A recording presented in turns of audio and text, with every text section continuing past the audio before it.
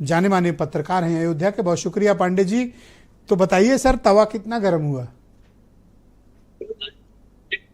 हाँ, ये जान लीजिए कि जब से डिक्लेयर हुआ है चुनाव मिल्कीपुर का, 6 से लेकर के 8 मंत्री और आज की तारीख में 48 से लेकर के 50 विधायक मिल्कीपुर में है? सत्तारूढ़ दल के मिल्कीपुर में जमे हैं। 8 मंत्री 50 विधायक, माय गॉड। 48 से 50, और ये विभिन्न जातियों के हैं। तो अब आप जान लीजिए कि भाजपा के लिए कितना आसान और कितना कठिन है मिल्कीपुर। दूसरा ये है कि इनका वोकल है चुनाव अभियान भाजपा का, सोशल मीडिया के जरिए और सड़क पर और मीटिंग, जन चौपाल, फलाना। लेकिन समाजवादी पार्टी का अंदर है, बिल्कुल जमीनी काम चल रहा है उनका। जैसे इनके लगे हैं 48 और 6 मंत्री, तो सपा ने भी लगाया है अपना। लोकसभा के चुनाव में जो चारों तरफ समाजवादी पार्टी जीत गई है, जो जाके लालजी वर्मा लग गए हैं, वहां आर.के. चौधरी लग गए हैं, मोहनलालगंज के यहीं के रहने वाले हैं। निषाद लग गए हैं जो सुल्तानपुर से जीते हैं, मेनका को हराए हैं। तो इनका भी है और इनका उतना वोकल नहीं है। अब जहां तक मिल्कीपुर की बात है, पासी आपने बताया कि पासी बनाम पासी हो गया। तो पासी बनाम पासी पहली बार नहीं हुआ। अवधेश प्रसाद हमेशा पासियों से ही लड़े हैं मुकाबले। अवधेश प्रसाद यही मिल्कीपुर जब अनुसूचित जाति की सीट हुई तो उनका पहला मुकाबला पासी से हुआ भाजपा के, दूसरा मुकाबला पासी से हुआ और आज फिर पासी से मुकाबला है। तो इसमें कोई वो नहीं है कि तो चलिए एक एक करके पॉइंट वाइज बात करते हैं, सिस्टमैटिक बात करते हैं। अब मुझे बताइए कि पासी कम्युनिटी का वोटिंग बिहेवियर क्या है और पासी समाज के भीतर क्या चल रहा है? आप लोग क्या उसको महसूस कर पाए? जिले में पासियों के हमेशा से नेता रहे हैं, तो स्वीकार्य नेता रहे हैं ये अवधेश पासी। और यही कारण है कि वह 9 बार विधायक हैं, 8-9 बार विधायक चुने गए। पावल से चुने जाते रहे और मिल्कीपुर से चुने जा रहे। मिल्कीपुर अनुसूचित जाति हुई तो तब से 2 बार अवधेश पासी जीते हैं विधानसभा का चुनाव, और अभी 24 का लोकसभा का चुनाव जीत गए वहां से। पासी बटेगा या पासी इंटैक्ट रहेगा?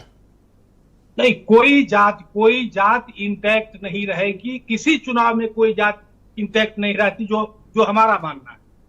पासी जितना बढ़ता है, इंटैक्ट से कहने का मतलब 80% वोट एक आदमी को, उसको मैं इंटैक्ट मानता हूं। बहुतायत वोट अवधेश पासी को, अब 80% है, 70% है कि 30% है, लेकिन बहुतायत वोट अवधेश पासी को जाए, पासियों का, और जाता रहा है। बीजेपी की ताकत क्या है मिल्कीपुर के भीतर? किस वजह से बीजेपी को आपको लग रहा है कि उसे ताकत मिल रही है? किस कम्युनिटी का वोट मिल रहा है? पासी के ही लगभग बराबर ब्राह्मण है ओके मिल्कीपुर में, और ब्राह्मणों को साधने के लिए गोसाईगंज के विधायक रहे हैं इंद्र प्रताप तिवारी खब्बू। मुख्यमंत्री ने उनको लखनऊ बुलाया, बात किया, और वहां से लौटने के बाद खब्बू तिवारी लग गए।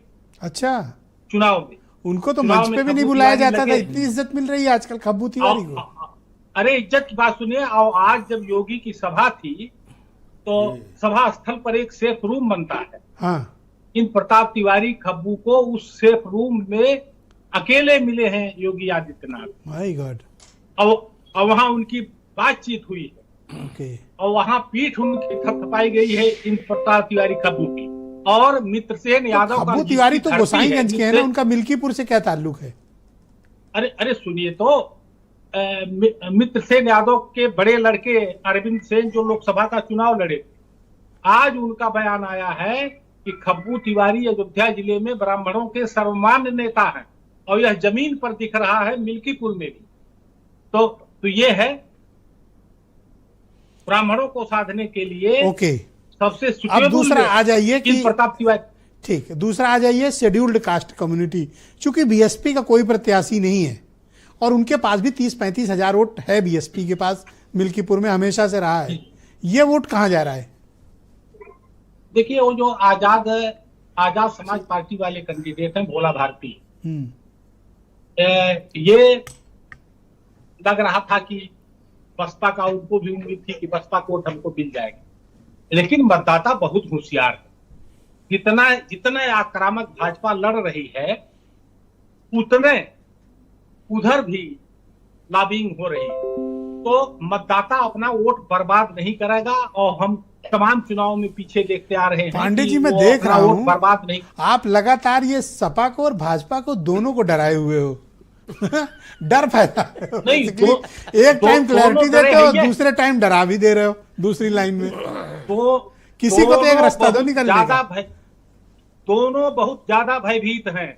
समाजवादी पार्टी जीत गई तो अवधेश प्रसाद इस देश के सर्वमान्य दलित नेता होंगे और पेश किए जाएंगे। अभी पहली लाइन में, फिर देखिए किस लाइन में बैठते हैं अवधेश प्रसाद। अगर ये जीत गई और 27 का ताना रोज मारा जाएगा। और अगर बीजेपी जीत गई तो उनके लिए, बीजेपी जीत गई तो बीजेपी जैसे सब उपचुनाव जीत गई थी, वैसे ये भी जीत गई है। उनको क्या खोना है, क्या पाना है? उनका बेटा विधायक नहीं होगा, बस काम खत्म। लेकिन जो जातियां, जिन जातियों की लामबंदी होती है, वह भाजपा के आक्रामक चुनाव के नाते, सपा से जुड़ी हुई जो जातियां हैं, उनमें भी लामबंदी अंदर अंदर बहुत तेज हो रही है। आक्रामक से आपका क्या तात्पर्य है? आप 2-3 बार इस शब्द का इस्तेमाल किए। आक्रामक का ये है कि सत्ता जिस तरह से चुनाव लड़ती है, उपचुनाव लड़ती है, वह कहीं सामान्य सीटों से अधिक तेज यहाँ लड़ रही है। वो चाहे प्रशासनिक अफसरों के दुरुपयोग की बात हो, चाहे शिकायतें अनदेखी करने की बात हो विपक्ष की, तो यहाँ कुनुर्की जैसा चुनाव नहीं है, कटहरी जैसा चुनाव नहीं है। ये मिल्कीपुर का चुनाव। मुसलमान कितने हैं वहां पे? मुसलमान हैं लगभग 30, 31, 32। वो पासी यादव और तो वो कुंदरकी टाइप व्यवहार करेंगे या फिर मिल्कीपुर टाइप व्यवहार करेंगे? जी, मुसलमानों का क्या वोटिंग पैटर्न रहेगा? कुंदरकी टाइप तो नहीं होगा? नहीं, कुंदरकी टाइप नहीं होगा। ऑलराइट, पांडे जी हमारे साथ बने रहिएगा। देखिए, ग्राउंड के पत्रकारों से बात करने का एक अलग ही अनुभव मिलता है, और इसलिए मैं कहता हूं कि जो ग्राउंड के जर्नलिस्ट है ना, उनसे बात जरूर करनी चाहिए। वो एकदम रियल इनसाइट दिखाते। वो अलग बात है कि ये पांडे जी थोड़ा डर फैला रहे, दोनों को दबाव